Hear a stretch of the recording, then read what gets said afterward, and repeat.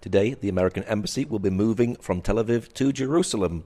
This morning, there was a special press conference, and I caught up with Joe Leiberman, who was a former senator. How important is it for you to be here in Jerusalem today? Well, I'm proud to be here. It's personal for me because I was maybe unique in this regard.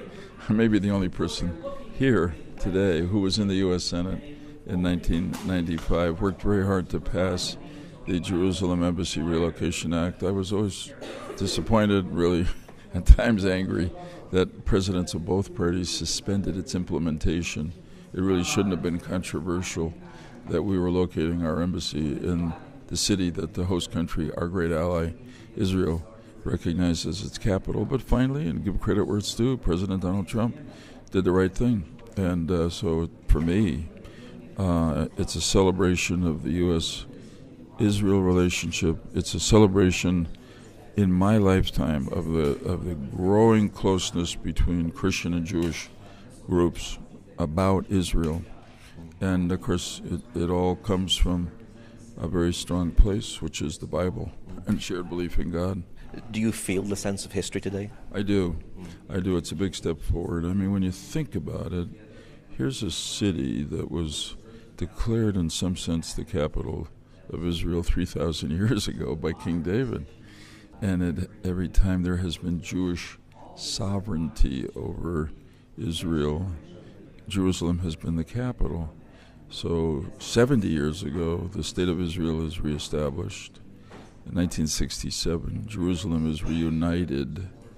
And now the strongest country in the world finally says Jerusalem is the capital of Israel. It's a way of saying that Israel is here to stay, and its capital is and always will be Jerusalem. I mean, I think that's a historically significant development, and frankly, it's a spiritually significant development as well, certainly for Christians and Jews. Do you think other significant countries will follow suit? I hope so.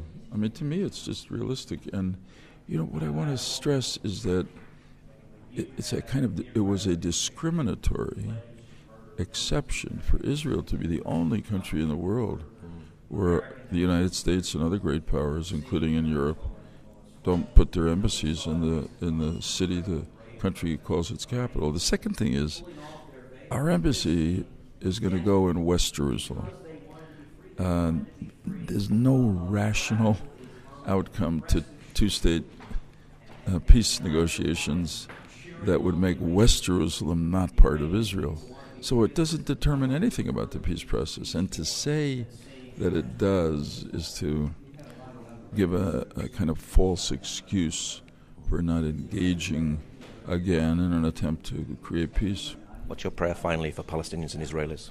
My prayer for Palestinians and Israelis, frankly, is that their leaders are given the courage to take the risks that are necessary for peace, because there's no question both the Israelis and Palestinians, the people, are going to be better off if there's peace between the two of them.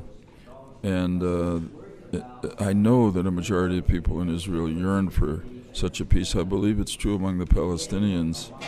And in some sense, they have to push their leaders to come back to the table and negotiate a good agreement.